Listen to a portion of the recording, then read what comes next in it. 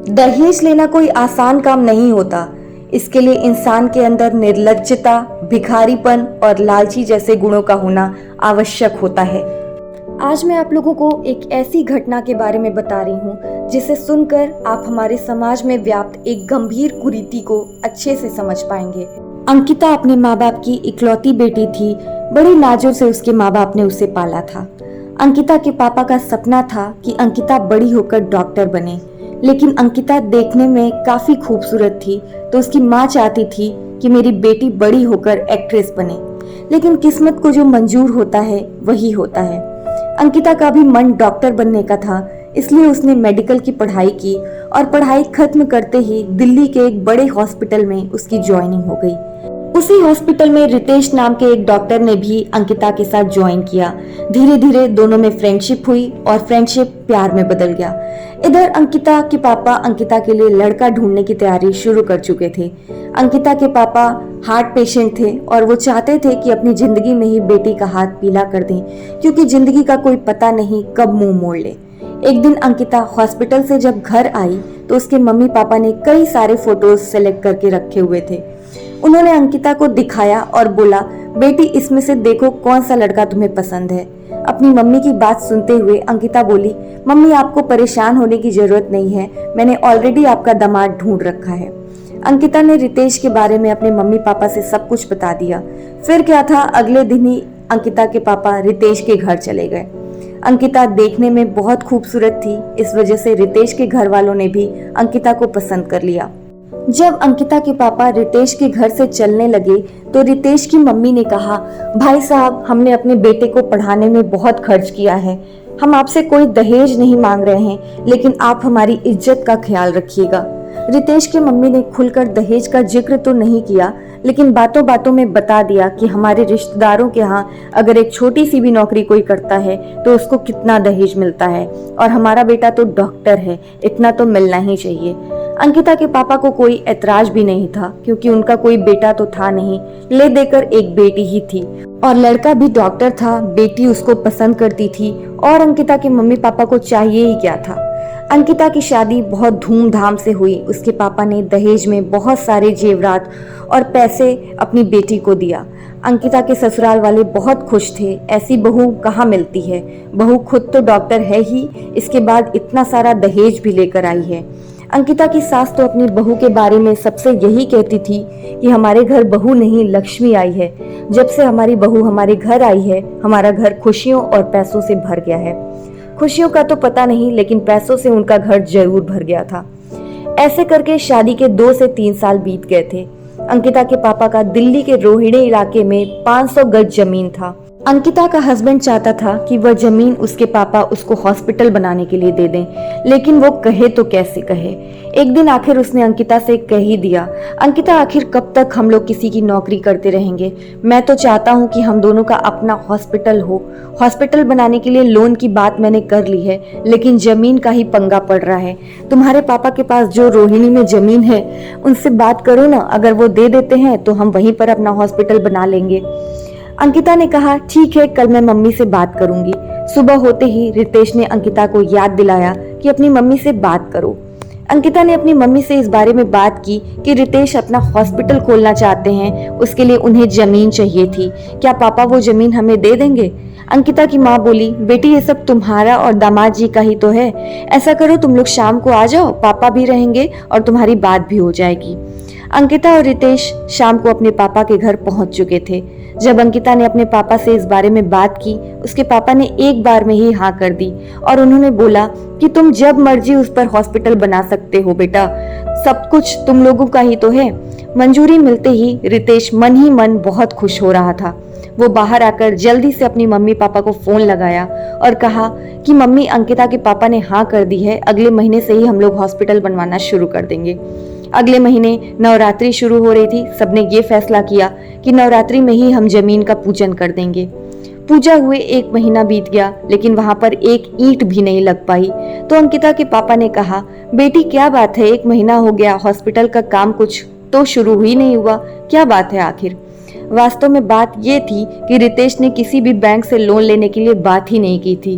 वो तो ऐसे ही झूठ बोल दिया था कि हमें लोन मिल रहा है हॉस्पिटल बनाने के लिए, सिर्फ जमीन की कमी है। इनके पास अब पैसे तो थे नहीं, हॉस्पिटल बनवाएं तो बनवाएं कैसे। रितेश ने अपनी पत्नी अंकिता से बोला, अंकिता, किसी कारणवश हमारा लोन नामंजूर हो चुका है। मैं ये सोच रहा हूँ उसमें से कुछ जमीन हम बेच देते हैं और उसके जो पैसे आएंगे उसी से हॉस्पिटल बनवा लेंगे। अंकिता को अपने ससुराल वालों के लालचीपन का बिल्कुल भी शक नहीं हो रहा था। वो लोग जो जो बोलते गए अंकिता वही किए जाती थी। अंकिता के पापा को जब ये बात पता चली कि दामाद जी के पास पैसे नहीं हैं हॉस्पिटल बनवाने के लिए, तो उन्होंने अपनी बेटी और दामाद से कहा कि तुम्हें जमीन बेचने की कोई जरूरत नहीं है, मैं पैसे दे देता हूँ और जो मेरी दुकान है वो भी मैं बेच देता हूँ, क्योंकि अब मैं बूढ़ा हो चुका हूँ, अब मेरे बस का नहीं है दुकान चला पाना। अंकिता के पापा के पास जितने पैसे थे उन्होंने अपनी बेटी और दामाद को दे दिया हॉस्पिटल बनवाने के लिए। अगले 1 साल में हॉस्पिटल बनकर तैयार हो चुका था। जब हॉस्पिटल बनकर तैयार हो गया तो अब बात आई हॉस्पिटल का नाम क्या रखा जाए। अंकिता ने कहा कि इसका नाम मेरे माता पिता के नाम पर होना चाहिए, क्योंकि उन्होंने इसके सारे खर्चे दिए हैं। लेकिन रितेश हॉस्पिटल का नाम अपने माता पिता के नाम पर रखना चाहता था। जब रितेश ने देखा कि अंकिता जिद पर अड़ गई है तो उसने सोचा कि नाम में क्या रखा है, बात बढ़ाने से कोई फायदा नहीं है।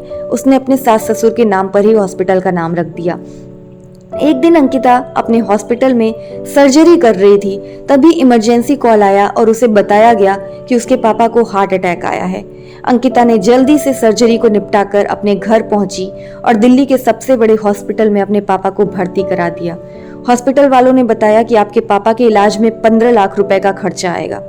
अंकिता ने उसी समय अपने हस्बैंड रितेश को फोन किया और बोला, रितेश तुम जल्दी से हॉस्पिटल आ जाओ, पापा का ऑपरेशन कराना है, 15 लाख रुपए की जरूरत है। रितेश उसी समय बोला, अंकिता कैसी बात कर रही हो तुम तो 15 लाख के बारे में ऐसे कह रही हो कि जैसे 15 लाख नहीं 15 रुपए हो। मैं 15 लाख कहाँ से लाऊंगा? मेरे पास जो भी पैसे थे सब हॉस्पिटल बनाने में लग गए। अभी तो हॉस्पिटल से कोई प्रॉफिट भी नहीं हो रहा है, जितनी कमाई होती है उतना खर्चा हो जाता है। अंकिता को अपने पति से इस तरह की उम्मीद नहीं थी। अब उसे समझ नहीं आ रहा था कि वो क्या करे, क्योंकि उसके पापा के पास जितने भी पैसे थे उन्होंने हॉस्पिटल बनाने के लिए दे दिया था। घर में अब इतने पैसे थे ही नहीं। इनका घर का खर्चा भी अंकिता जो पैसे भेजती थी उसी से चलते थे। अब अंकिता क्या करे उसे कुछ समझ नहीं आ रहा था। उसी समय काउंटर से अंकिता के पास कॉल आया, मैडम 1 घंटे के अंदर आप पैसा जमा करा दीजिए, क्योंकि अगर पेशेंट को बचाना है तो ऑपरेशन बहुत इमरजेंसी में करना होगा। अब अंकिता बिना कुछ सोचे अपनी मम्मी से बोली, मम्मी मैं बस 1 घंटे में आती हूँ। अंकिता सीधे अपने ससुराल गई और उसके पास जितने भी गहने और जेवरात थे उसे लिया और उसे बेचकर हॉस्पिटल पहुंच चुकी थी।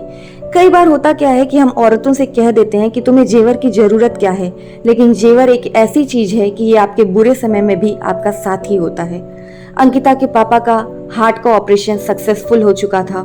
4-5 दिन के अंदर हॉस्पिटल से डिस्चार्ज होकर वो घर आ चुके थे। अंकिता ने अपनी मम्मी को साफ साफ बता दिया था कि वो पापा को कुछ नहीं बताएगी कि पैसे का इंतजाम कैसे हुआ था। अंकिता के पापा को लग रहा था कि उनका ऑपरेशन का सारा खर्च उनके दामाद ने दिया है।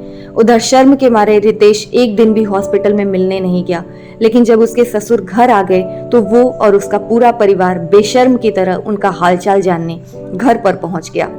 अपने दामाद को देखकर अंकिता के पापा बोले कि मैंने अपने दामाद के रूप में अपने बेटे को पाया है। आज मेरे दामाद नहीं होते तो शायद मैं जिंदा नहीं बचता। रितेश को कुछ समझ नहीं आ रहा था कि ये क्या हो रहा है। उसके ससुर जी आखिर ऐसा क्यों कह रहे हैं? उसने तो कुछ किया भी नहीं, यहाँ तक कि वो तो हॉस्पिटल भी मिलने नहीं गया। अंकिता वहीं पर थी, लेकिन वो चाह कर भी अपने पापा के सामने कुछ नहीं कह सकती थी। वो अपने पापा को दोबारा अटैक नहीं देना चाहती थी, लेकिन उस दिन के बाद से उसने ठान लिया था कि वह अब अपने ससुराल कभी नहीं जाएगी। अगर रितेश को यहाँ आकर रहना है तो वो रहे, वो मना भी नहीं करेगी। यहीं से वो हॉस्पिटल जाने लगी और हॉस्पिटल का सारा मैनेजमेंट वो खुद देखने लगी। कुछ दिनों बाद रितेश को भी एहसास होने लगा कि उसने अपनी पत्नी के साथ बहुत गलत किया है। जिस पत्नी और सास ससुर ने उस पर आंख बंद कर भरोसा किया, जो मांगा वो दिया, उसने उनके लिए क्या किया? सिर्फ एक विश्वासघात। रितेश अपनी पत्नी से जाकर माफी मांगने लगा और बोला, अंकिता मुझे माफ कर दो, मैं माफी के काबिल तो नहीं हूँ, लेकिन माफ कर दो और अपने घर चलो। अंकिता बोली, कौन से घर ले जाओगे रितेश? उस घर में मैं कभी नहीं जाऊंगी जहां पर दहेज के लोभी भेड़िए रहते हैं। मैं उन्हें अपनी माँ बाप के जैसे समझती रही, लेकिन वो अच्छेपन का नाटक करते रहे और मुझसे बार बार अपने पिता पर दबाव बनाकर पैसे मांगते रहे। कभी तुम्हारे बहन की शादी के नाम पर, तो कभी तुम्हारे भाई की पढ़ाई के नाम पर। बस मैं इतना कर सकती हूँ कि मैं नहीं चाहती हूँ कि तुमसे रिश्ता तोड़कर अपने पापा को फिर से हार्ट अटैक की तरफ ले जाऊं। अगर तुम्हें मेरे साथ रहना है तो मेरे घर में ही रहना होगा, मैं अब ससुराल नहीं जाऊंगी। अंकिता जानती थी कि उसके पापा बहुत ही इमोशनल आदमी हैं। अगर उनको पता चलेगा कि उनकी बेटी और उनके दामाद में कुछ भी अच्छा नहीं है तो उन्हें दोबारा आघात लग सकता है, इसलिए वो अपने पापा को कुछ भी नहीं बताना चाहती थी। दोस्तों, अक्सर होता क्या है कि हम कितना भी पढ़ लिख जाएं, हम कितने भी आधुनिक होने का नाटक कर लें, लेकिन दहेज रूपी दानव ये हमारा पीछा नहीं छोड़ने वाला है। हमें लगता है कि हम एजुकेटेड हो जाएंगे तो ये खत्म हो जाएगा, लेकिन ऐसा नहीं होता है। हम जितना ही एजुकेटेड होते जाते हैं उतना ही ये बढ़ते जाता है। इसके लिए औरतों को अंकिता जैसे ही आवाज उठाना सीखना होगा और अपने इस रूढ़िवादी बंधन को तोड़कर बाहर निकलना होगा। तो आई होप आपको आज की कहानी अच्छी लगी होगी, और कहानी अच्छी लगी हो तो मैं आपसे रिक्वेस्ट करूंगी कि इसे ज्यादा से ज्यादा शेयर करिए और वीडियो को लाइक करिएगा। जिन्होंने भी मेरे चैनल को सब्सक्राइब नहीं किया है, प्लीज सब्सक्राइब माय चैनल, जो मेरे चैनल का नाम है यूनिवर्सल जूही। आप मुझे कमेंट बॉक्स में भी अगर कोई आपका सजेशन हो, कोई इनपुट हो, तो वो आप मुझे दे सकते हैं। Thank you so much for listening and watching.